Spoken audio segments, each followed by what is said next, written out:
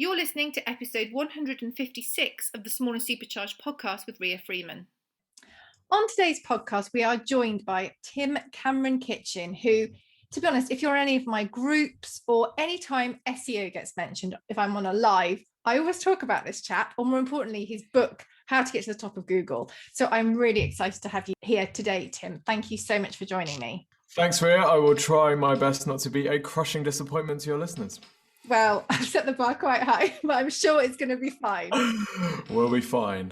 We'll be completely fine. So can you start off telling us a bit about how you got into this? Because it's not the most normal journey into SEO, is it? No. I was a professional drummer, so I left uni in 2007, and my goal was to be a professional drummer. But I'm extremely introverted and like to stay in my own little world. So I decided that a particular avenue of professional drumming that I wanted to go into was session drumming, but I didn't want to have to go to other people's studios. I wanted to record from my house. Don't worry, this is relevant. So what I did is I started a business doing remote online session drumming. So people would send me their songs, I would record drums over and I would send them back. This was a fairly new thing at the time. And I had to grow the business online. So I built a website in Photoshop. I don't know how or why I chose Photoshop, but that's just where I got to with my free YouTube tutorials that I followed. And I started to do a bit of SEO. I started to get myself ranked. I didn't even know it was called SEO at the time, and I just did what I had to do to try and get business for my fledgling operation, and it was moderately successful. I mean, if I could see where I am today back then, I'd probably be astounded, but it did enough to basically just cover my costs. And then I got talking one day to my next door neighbor who was a plasterer, and I was like, Ben, how's it going? Like, how's business? I noticed that your van is always outside your house and there's this strange smell of cannabis coming from the house, and this doesn't seem like a typical plastering gig. What's going on? And he said, it's really not going very well for me, Tim. I don't get much business. We're in a fairly small town and it's just not much to go around. So I thought, well, I'll have a crack at building you a website. Because I built a website for my drumming business, I thought, how hard can it be? Just replace the word drummer with plasterer and off we go. So I offered to build Ben a website. And long story short, I did it. I didn't charge him for it because I had really very little idea what I was doing. And I used the same things that I'd used to get my drumming website ranked for the plasterer. And then I completely forgot about it. I actually moved away to a different city, and I got a call about 5 months later from Ben. And he says, Tim, it's amazing. I said, what's amazing, Ben? He said, that website you've built for me. So I was like, oh, great. At this point, he didn't even have a computer. So I was like, great, you'd had a chance to get a computer. You've seen the website. So glad you like it. He's like, no, I still haven't seen it. I was like, okay, what's amazing? And then he said, this is the phone. I was like, where's this going? It's the phone won't stop ringing. So I flip open my laptop and had a look at plaster in Tiverton, which is the phrase I'd kind of built the site for. And it was ranking at the top of Google. So this was amazing to me because I'd done it for my drumming business and I'd now done it for this plasterer. This was back in 2011. So very kind of early days of well, not really early days, but sort of middle ages of SEO. So this was awesome, and the impact it had on Ben was huge. He was able to go and consider buying a house from it. And long story short, I ditched the drumming immediately. I filmed a video with him where I said, basically, how is this website done for you? And he just went off on one. His entire being was changed by this experience. He went from being very withdrawn and quite quiet to being very open and excited. And the video is still on YouTube. And it just completely blew me away. I was like, I've never had this impact on anyone before. My drumming is fine, but I'm never going to be the best drummer in the world. But if I can do this to people, then this is definitely something I want to do.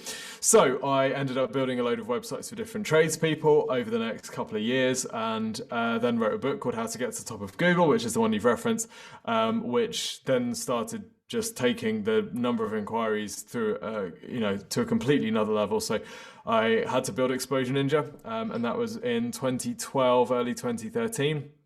And fast forward to today, we've got 100 people. So that's how I got into SEO.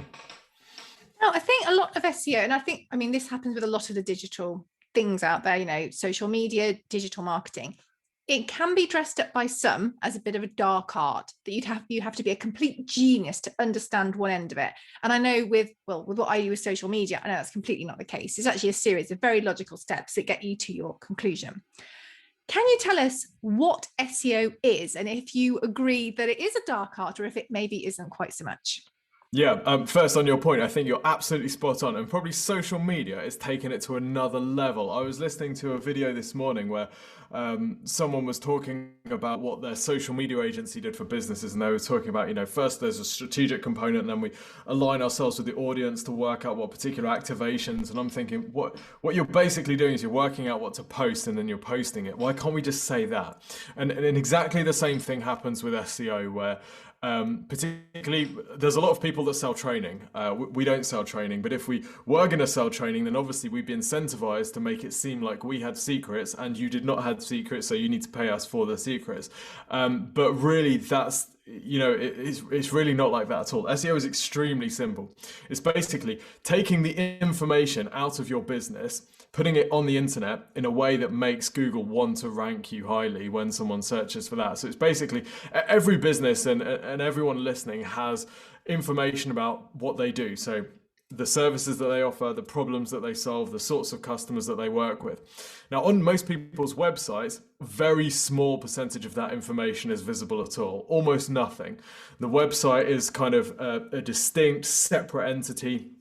And when Google looks at that website and tries to decide whether or not to rank it, it's like, well, there's hardly anything on here. We don't really know too much about the business. We don't know much about their expertise. So kind of difficult to justify outranking these other sites. All our job as SEOs is to get the information out of people's heads, stick it on the website. So when Google looks at that site, it says, this looks freaking awesome. Let's rank it well. So that's kind of broad brushstrokes. And everything that we're doing in SEO is basically to show Google that you or your business is an authority and that you're popular. That's basically it. And this isn't something that you have to outsource, is it? I know you can, and many people do, and many businesses like Exposure Ninja do an awesome job of getting them up there. But if we're thinking of people who are just starting out, really small businesses, this is something that they can work through as well, isn't it? Absolutely. Yeah, absolutely. And one of the most kind of exciting things for me is looking at reviews from people on Amazon who've read the book and they've said, I just did some stuff and now I'm ranking. And it's like, yeah, it's not rocket science. Particularly if you're a really small business in a not massively competitive space, you can absolutely do this yourself. And some of it is very straightforward. Things like page titles and meta descriptions, changing those on a website, that can be a relatively small job. Adding more content to your pages, very, very small job potentially.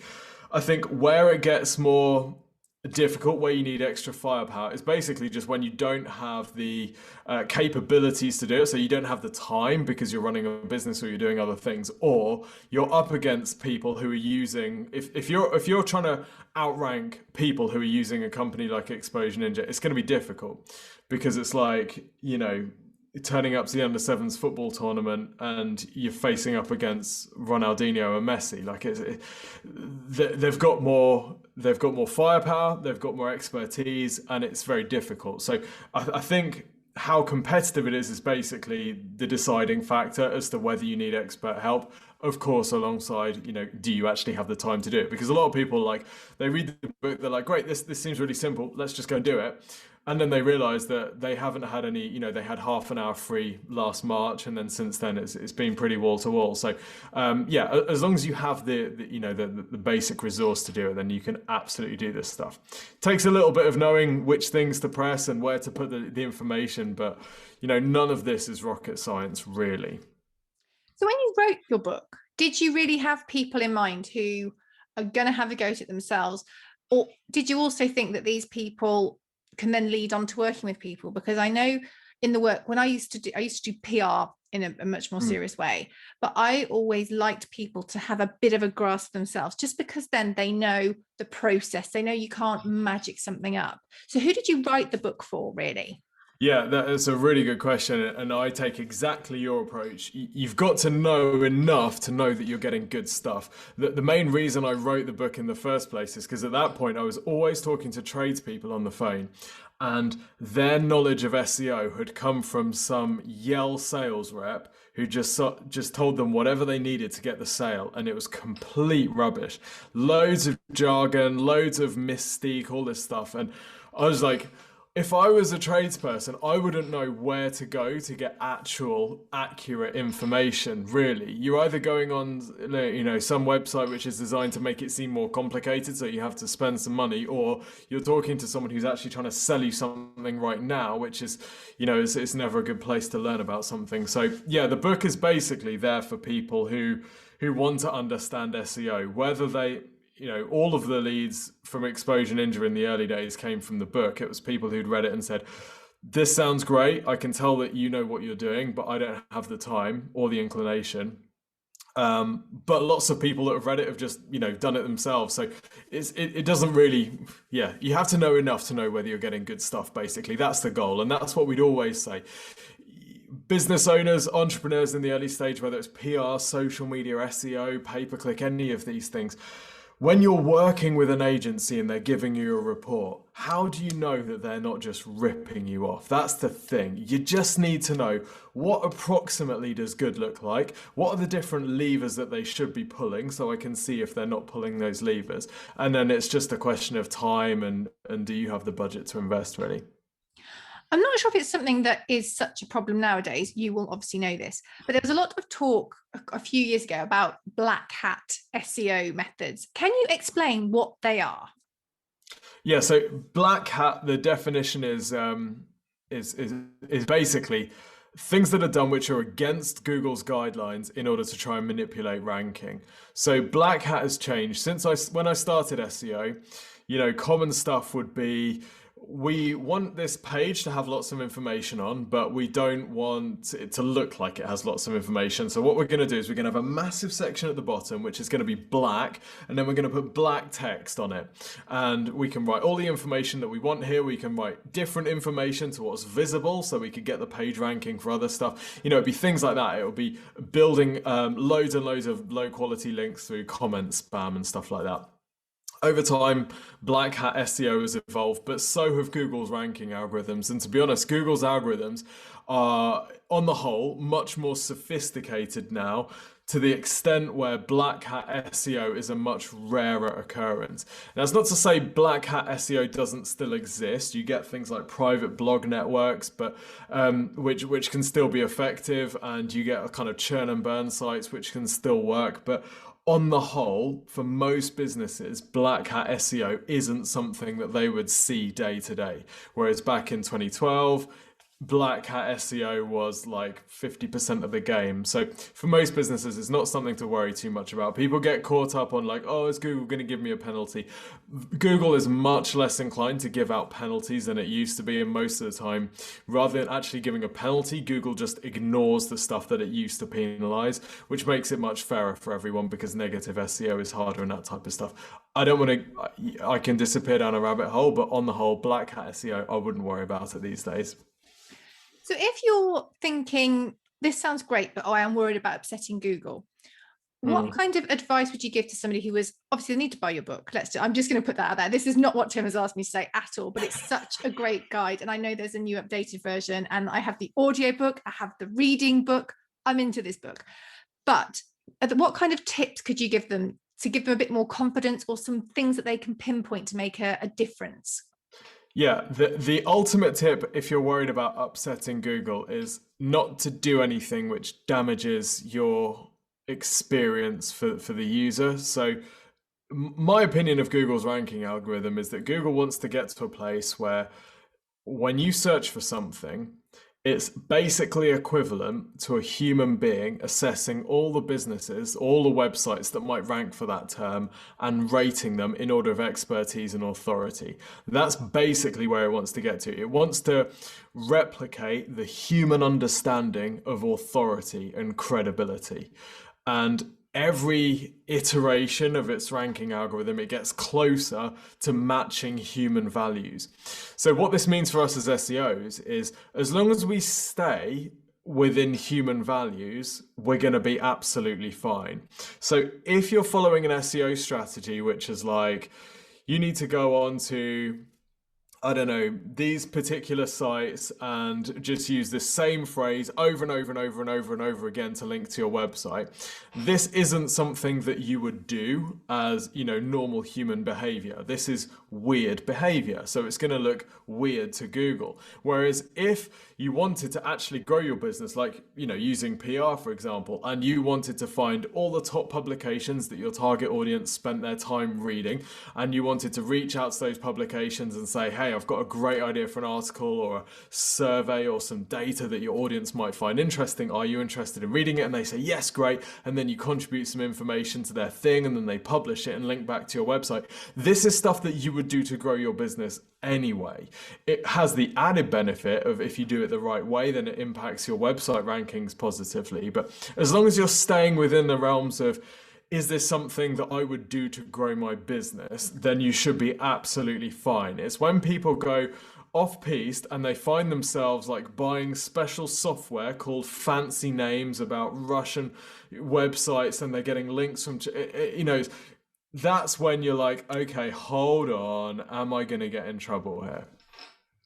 So some of the things I've picked up from various things, obviously your book, I feel like yeah, have you read my book perchance? I have read your book, yeah. One of them is writing like a human, not writing just to think, how can I shove as many keywords in as possible? Writing like a human's a big thing, isn't it? Because if you type in your search term and Google matches you with that site and you look at it and it's just rubbish, you'll just leave, and then that'll give you a higher bounce rate, which is not what you really want.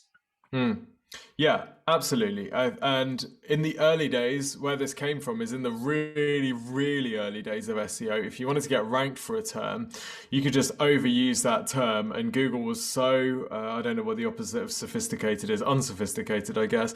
There we go, talking about language. But that it would rank you well for that type of stuff. And there's kind of a hangover period there. But yes, absolutely what you said.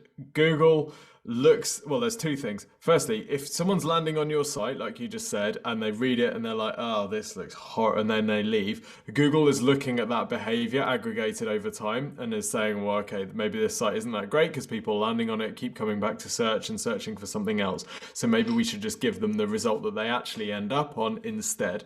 But the other thing is Google's looking at what, across all of the websites that rank, what does useful information actually look like? And useful information doesn't look like, let's say you wanted to buy an iPhone case. Useful information doesn't look like, if you want to buy an iPhone case, buying our iPhone cases because they're the best iPhone cases in the world. And if you're looking for a case for your iPhone, then our iPhone case, it doesn't look like that. So Google's much more sophisticated than that. So write in plain English, write how you talk, with the caveat that, I don't know, when you meet a great salesperson, if you go into let's say, what have I bought recently where this would apply?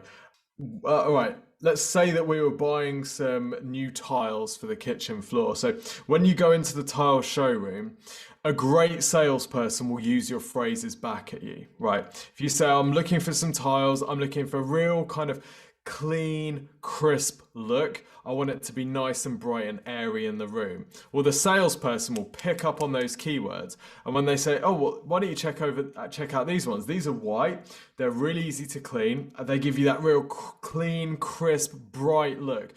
So they'll use your words back to you because that's how you're thinking. That's what you're kind of tuned to recognize. So that's kind of how we want to be with our writing, really. We want to take the phrases our customers are using and spit them back at them, but not to the point where it's completely redundant and we're just, we're stuffing it and it doesn't read properly. So write like a human, but like the best salesperson human you can be. One of the questions I get asked a little bit when people are talking, particularly about blogs, is how long should they be? And I know this does have a bearing on SEO. I've got a plugin on the back of my website, which is called Yoast. And I know that if it's under, I want to say 350 words, it the traffic light system gets cross. Yeah. How long should our content be? Whether this is product descriptions, about us pages, blogs, is there a this is too short, this is too long? Yeah, good question. That Yoast SEO plugin is responsible for some dreadful, dreadful things, Rhea. It really is. Oh no. How long should a piece of content? Well, yeah, I mean, it's very crude. It's very crude. I mean, that's the trouble with all of the tools out there that are designed to try and represent something that Google does. Is Google's everything is more sophisticated, whether it's the Yoast SEO plugin giving you a red flag because your target keyword isn't in the first part of your meta description, or or in your page slug or anything like that, or whether it's Moz domain authority not updating as quickly as Google's equivalent metric would be. All of these tools are way, way cruder than what Google's actually using. So what the Yoast SEO plugin doesn't take into consideration is the other results that we're competing against. If I'm searching for something like, yesterday I made some banana and oat pancakes. So if I'm searching for banana and oat pancakes or banana and oat pancake ingredients, how much content do I need? Do I need 6,000 words? Probably not. If I'm searching for how to make a roast dinner from scratch for 40 people, do I want 6,000 words? Well, I may do. I may want 6,000 words. I may want videos. I may want descriptions. I may want links through to other related things for each of the things. So the information has to be right for the search. Having said that, most people tend to under-publish. So, you'll see a product description for a complicated product, like a camera, for example, a product description for a product like this, which is a high risk, high commitment purchase, that could justifiably be 2,000 words. Now, on the Sony website, that product description is probably 300 words and some technical information. So one of the questions, going back to the salesperson thing, if your best salesperson was selling that camera to your best customer, how much information would they give? They would give as much as they needed to. That might be an hour-long conversation. If you transcribed an hour-long conversation, that's a huge amount of information. So we'll talk about formatting in a bit and how we actually make that so it's not just a massive dump of text, but you need to make it appropriate to the search. Generally, as a rule, the more information you can put on the page, the better. But obviously, if Google sees that people are coming back to your site because they just wanted the 3 ingredients, or they just wanted to know what the weather in Nottingham was going to be like today, and you force them to troll through 500-page scrolls of crap, that's not going to work. So the next question is, well, okay, given that we want to put a lot more information on our pages, particularly something like a product page, how do we format that so that every page on the site doesn't look like Wikipedia? Well, what we might do is think about all the questions someone would have about that product, because when someone is talking to a great salesperson, they'll say, okay, so does this camera shoot video? Does this camera work outdoors? Is this camera waterproof? And the salesperson, if they're good, will give a short answer to each of those, and then they will shut up. They won't say, is this camera waterproof? Yes, it is. And let me tell you all the other things that this camera does, blah, blah, blah, blah, blah. They will have a question, they will answer the question, then it'll be the next question. And that's a great way to format, whether it's a blog post, a product description, an information page, whatever, is to list out the questions that someone might have in sensible, plain English headings, and then answer each of them in enough detail to be useful, but not so much that you become boring. So I hope that has somewhat answered the question. No, absolutely, because it is a question, and I know that sometimes I've said before to people, now I feel like I'm not going to, I feel like you're going to hiss at me, but I'm going to crack on. Do your description, and then you can put, you can highlight those key points, with the camera, waterproof, or waterproof to X depth, because also from a human point of view, sometimes I just often go straight to the quick list of these things and the questions. I was looking at someone's website earlier and they had, how can I do this? How can I do that? And I clicked through the ones I wanted. Whereas if it had been probably 2,000 words of text, I would have gone and made a cup of tea and probably gone off and done something else, because it's overwhelming as a human, isn't it? Absolutely. And it brings us straight back to the point, which is do what's right for the user. And that more often than not, you'll be right for Google. So exactly that, the expandable FAQ things are pretty good. There are some SEO questions about if you make them expandable or if you just leave them open. But on a lot of longer form blog posts now, in fact, on a lot of blog posts in general, we'll often find the blogs that are ranking are the much longer form ones, and they'll often have a table of contents at the start now, which is linkable. And this is pretty good. Sometimes that table of contents sticks with you as you scroll down the page, so you can jump to the different sections. So if you can think about those things and give people all the information that they could possibly need in a way that makes sense for them, you're going to get amazing user engagement on your pages, which is exactly what Google wants to see. Google has trusted you with that precious website visitor. Are they going to be happy with that trust? Well, if they're going through your page and you're reading everything and they're finding the stuff that's relevant for them, and then they're converting at the end, well, that's a really good result for Google, because you've taken that trust and you've lived up to it. Definitely.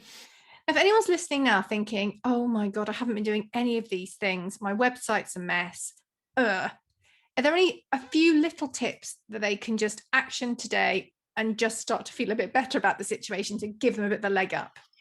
Yeah, the first thing I would do is the writing on your website pages, particularly your core service pages if you're a service business. So let's say that you're a PR firm, right? You might have a writing press releases page. You might have a press outreach. You might have managing journalist requests. Each of these might be different pages. And then on most websites, the amount of information on each of those pages will be pathetically low. You might have 150, 200 words, which if you think about the typical customer trying to buy that service, is that enough information for them to buy that service? Absolutely not. Would your best salesperson, someone says, I'm interested in finding a company to do press releases, would the best salesperson say, yeah, we do press releases for a range of businesses. If you're interested, let me know.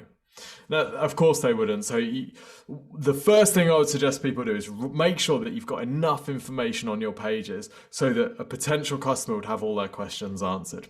If you've done that, you'll rank better, but you'll also convert more of your traffic into sales, which, none of this has any point to it whatsoever if we're not turning people actually into leads and sales. Otherwise, you're just increasing your server costs and giving away loads of free information. So yeah, that'll be the first thing. Just get enough information on your pages. Can you tell us all the places where we can find you? Because this has been brilliant. I mean, I have read the book and I do have a real interest in SEO. And now I'm thinking I need to go and have another look at everything, because it is good as well to have that refresh and that reminder. As you say, life gets busy and you start with great intentions and then they kind of fade off a bit. So can you tell us all the places where we can find you online, Tim?